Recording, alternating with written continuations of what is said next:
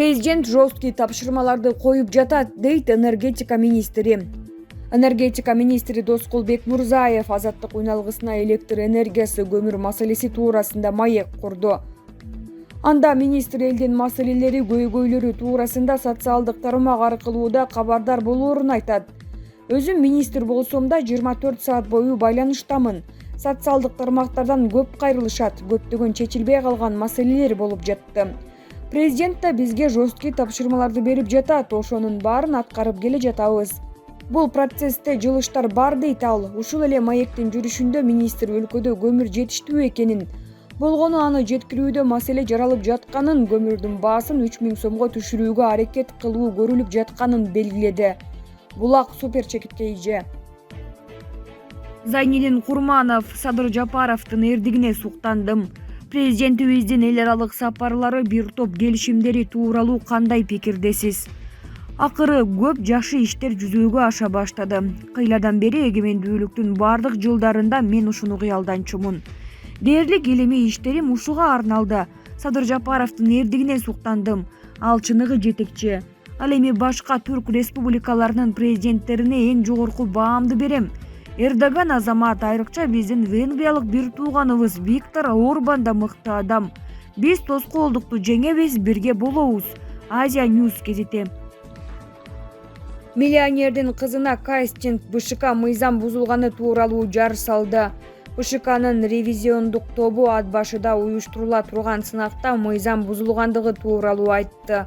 Маалым болгондой, учурдагы жогорку кеңештин депутаты Шаршанбек Абдикаримовдун кызына жолдош издеген кастинг жарыяланган. Бул тууралуу Булак чекитке ийже редакциясына БШКнын мүчөсү Кайрат Маматов билдирди. Тактап айтканда, мыйзамдын 41-беренеси шайлоо тууралуу бузулган. Анда айтылгандай, шайлоо фонду максаттуу пайдаланылган эмес, деди Кайрат Маматов. Балким ал жерде каражаттарды туура эмес пайдалануу талапкердин үй бүлөсүн жарнамалоо болуп калган. Учурда шайлоо фонду канча чыгымга учурагандыгы эсептелинип жатат. Шаршанбек Абдикеримовдун шайлоо фондунда 18 ноябрга карата 1,349,400 сом бар. Алардын 1,242,030 сому сарпталган. Булак чекитке ийже. Камчыбек Жолдошбаев шайлоодон четтетилди. 18 ноябрда БШКнын жыйынында УКМКнын өкүлү депутаттыкка талапкер Камчыбек Жолдошбаевдин тууганы кармалганы боюнча маалымат берди. Тергөөчүнүн маалыматына караганда, Жолдошбаевдин кудасы Мухтар Сыдыков домком жана үгүтчүлөр аркылуу добуш сатып алуу менен алектенип жүргөн.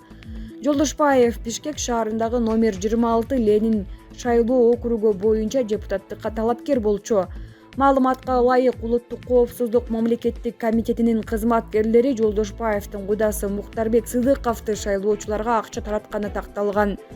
Ошондой эле БШКнын жыйынында Мухтар Сыдыковдун жээни Жылдызкан Сыдыкова анын тууганына каршы көрсөтмө берип, чындап эле ар бир добуш үчүн 1000 сомдон сунуштаганын айтканы белгилүү болду. Белгилей кетсек, ал Камчыбек Жолдошбаевдин штабында агитатор катары катталган. Шайлоо 28 ноябрга белгиленген. Жогорку кеңештин 54 депутаты пропорционалдык система боюнча саясий партиялардын талапкерлеринин ачык тизмелери менен, 36 депутат бир мандаттуу округдар боюнча мажоритардык система менен шайланат. Булак репортер чекитке ийже. Рыскелди Момбековдун диплому жасалма болуп чыкты. Улуттук коопсуздук боюнча мамлекеттик комитетти жогорку кеңештин депутаттыгына талапкер Рыскелди Момбеков биринчи жогорку билими тууралуу жасалма дипломдун негизинде мыйзамсыз экинчи жогорку билим алганын билдирди.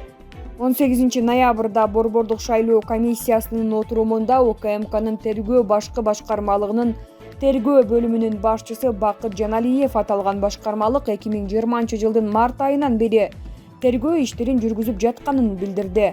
Улуттук коопсуздук боюнча мамлекеттик комитетине 1976 жылы туулган Бакыт Шашенбиевдин жогорку билими тууралуу жасалма дипломду пайдалануу жана мамлекетке зыян келтирүү фактылары боюнча жогорку кеңештин депутаты Рыскелди Момбековго карата чара көрүү боюнча арыз түшкөн. Анын арызында депутат жасалма диплом алганы айтылат.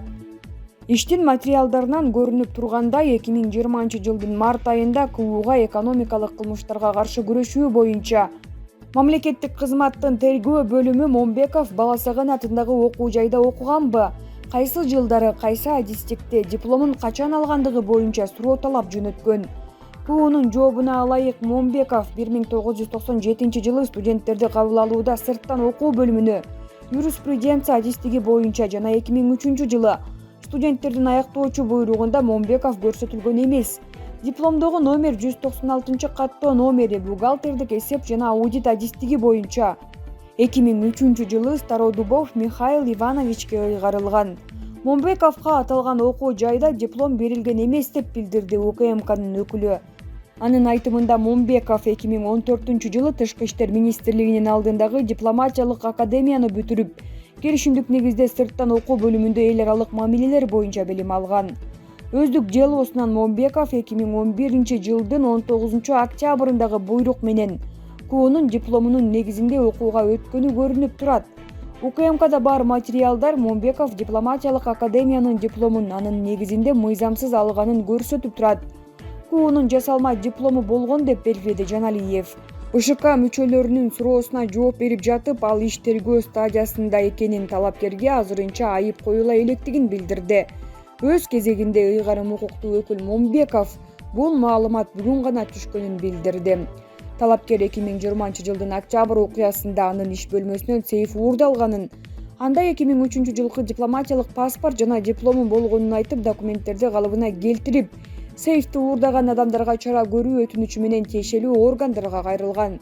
Маалымат бүгүн гана түшкөндүктөн бул иш менен тааныша алган жокпуз, таанышып чыгууга убакыт берүүнү суранабыз, деди ал.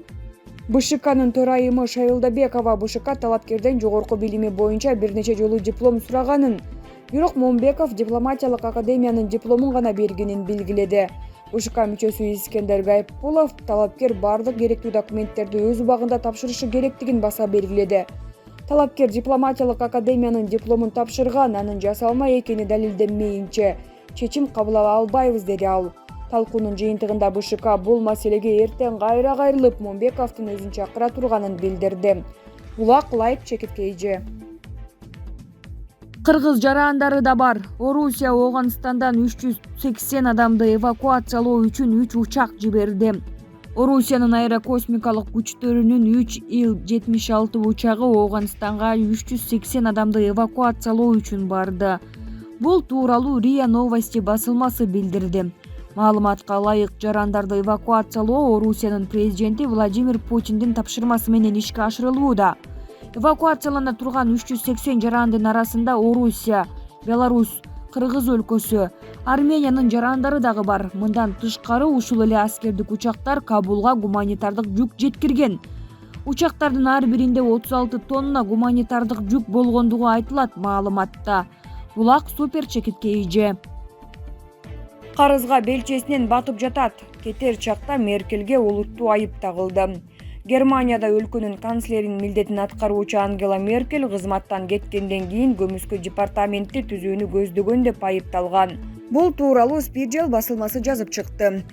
Германия Федеративдүү Республикасынын каржы министрлигинин маалыматы боюнча, Меркель кызматтан алынгандан кийин анын бюросунда 9 адам иштейт. Аппарат жетекчиси менен анын орун басарынын айлыгы 10,4 миң еврону түзөт. Органды каржылоо коргоо министрлигиндеги пайдаланылбаган кызматтардын эсебинен камсыздалат. Мындан тышкары бюродо бир нече жардамчылар, секретарлар, шоферлор иштешет. Белгиленгендей, Германиядагы мурдагы канцлер менен президенттердин кеңселеринин иши көп сынга алынган. Ошентип 2019 жылы мындай бөлүмдөрдүн штаттык бирдиги бюджеттин эсебинен төлөнүүчү 5 орун менен чектелди. Солчулдардын өкүлү Кезине Летчиндин айтымында Меркелдин кеңсесиндеги көп эмелектер ал көмүскө кеңсе түзүүнү каалап жаткандай көрүнөт. Анын айтымында мындай кырдаалдан улам Германиянын каржы министри Олаф Шольц Меркелге карызга белчесинен батып жатат деген шектенүүлөр жаралууда. Белгилей кетсек, буга чейин Германиянын социал-демократиялык партиясынын генералдык катчысы Ларс Клингбейл өлкөнүн канцлерин шайлоонун мөөнөтүн жарыялаган. Анын айтымында СПД, Жашылдар жана Эркин демократтар бул 12 декабрга чейин болот деп күтүшөт. Бизде эң башынан эле амбициялуу план бар болчу, биз андан тайган жокпуз. Биз дагы эле амбициялуубуз жана кийинки жумада жаңы канцлерди шайлайбыз деп күтүп жатабыз, деген ал. 26 октябрда Ангела Меркельге Германиянын канцлеринин ыйгарым укуктары аяктагандыгы тууралуу расмий билдирүү тапшырылды. Бул кызматты СПД лидери Олаф Шольц ээлейт деп болжолдонууда. Анын партиясы 26 сентябрдагы шайлоодо 25,7% добуш менен жеңишке жетти. Консервативдик блок Христиан социалдык союз 24,1% гана алды. Булак Назар Ньюс чекиткеиже.